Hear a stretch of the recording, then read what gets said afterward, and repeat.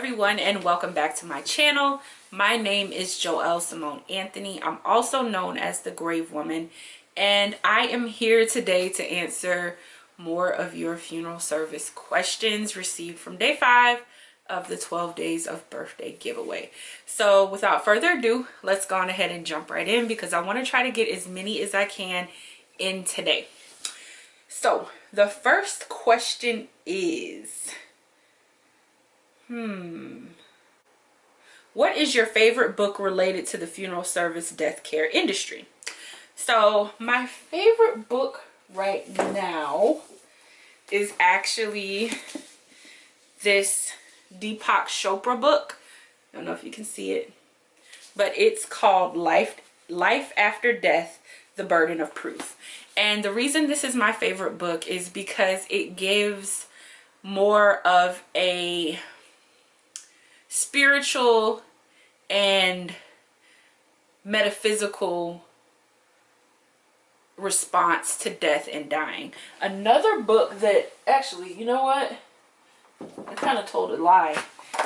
This is my favorite book related to the funeral service and death care industry. And I'll tell you why. This is called the Interfaith Book of Prayer. And I think I've expressed to you guys before that I love working with families and individuals who have completely different faiths and religions than I do, because I believe that when we come in contact with someone when they're grieving and we pay homage and respect to their religious and cultural beliefs, that we are getting a look at their purest form. And in that, we're also getting a look at the purest form of cultural and religious beliefs. And the reason I love this book so is because in here are prayers, and not all the prayers are relating to death, but some of them are. And it's just opened my mind so much to the words that give comfort to others in time of need. Like, for me, if I were to lose a loved one and someone were to say, because I was raised Christian, if someone were to say, well, they're in a better place and they're with, you know, God in heaven, that would bring me peace. Not everyone believes in a heaven or a hell. Not everyone believes or communicates what the afterlife is to them the same way that I do, or if they believe in an afterlife at all. So this book has opened not only my mind, but it's opened the channels of communication between myself and the families that I serve. So these are two of my favorite books. Thank you so much for that question, and thank you for allowing me to share these two amazing books with you all. I will also leave links down below for both of those books if you guys want to check them out and purchase them for yourself. The next question that I've received is, have you ever held services for someone famous? The answer to that question is yes. I am not at liberty to say who that person or persons was or were, but I have worked on multiple high-profile funerals and handled arrangements for people that may be easily recognized by the public. The next question is, I want to hire who I want to attend to my makeup, hair, and clothing arrangement. Should I set that up now? My beautician does not work with aftercare. And to answer that question is, I would say it wouldn't hurt.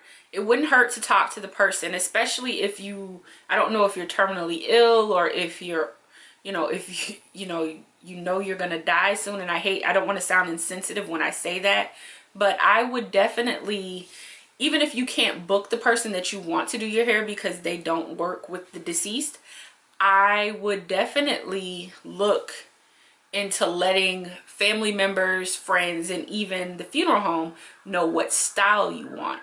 And as far as the clothing is concerned, I would go ahead and put that together now. We just never know.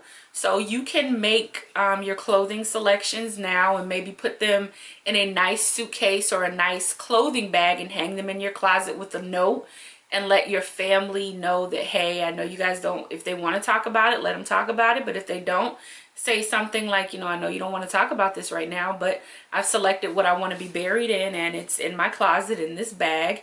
and I've left instructions. I would leave pictures. I would put together the actual makeup brands and actual items that you want used. Maybe buy some and put them in a cosmetic bag with the bag of clothes. But I don't see why it would hurt to go ahead and start putting those things together. So thank you for your question, and I hope that answers it. The next question is, what is the best part about your job? There's so many wonderful things about being a funeral director, but one of the best things right now about my job is being able to interact with you all here online. In the funeral home, the best part of my job would definitely be helping and serving the families. Everything that any funeral director who is serious about their job will tell you is that it's all about the family. So the best part of my job is supporting the families and just really being there for those who are grieving and going through a rough time, and being able to take an objective look at situations without all the emotion to best bring things together for those that are experiencing a loss. The next question, and I think I answered this question in the last Q&A, but it says, what kind of funeral do you want? Go check out that last Q&A I did. I think I have on a black shirt and some orange lipstick, and the answer will be in that video. Ooh, this is going to be the last question for today, and I hope that it doesn't get me in any hot water. In order to protect myself and the integrity of the company mentioned, I'm going to not say their name, but the person asked, do you think working for a family-owned funeral home versus working for a larger company like Bleep is better for the consumer? Example, working for a family-owned company cares more about the family and their needs, versus working for a larger company cares more about the dollar. Okay, so I'm going to answer this question briefly because I'm actually going to do a video about this. So here goes. I prefer smaller family-owned companies. Not because I think working for a larger corporation is bad, but I think that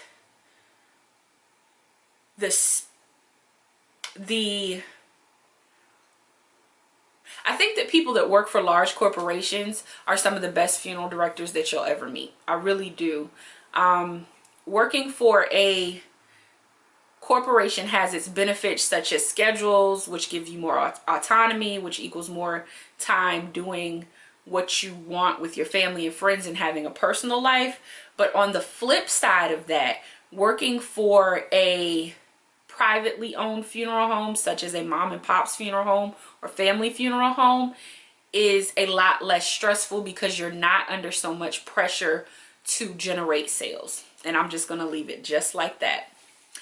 And for me, working for a privately owned funeral home allows me the luxury of legally being able to communicate with you guys online and share my experiences with discretion, of course. My name is Joelle Simone Anthony. I'm also known as the Grave Woman. I hope that you've enjoyed this Q&A. If you have any more funeral service related questions, please feel free to send them in to me either here in the comment section or at thegravewoman@gmail.com. Please be sure to check out my website, www.thegravewoman.com, and also hit the subscription button if you have not already. Live life, love hard, and I'll talk to you next time.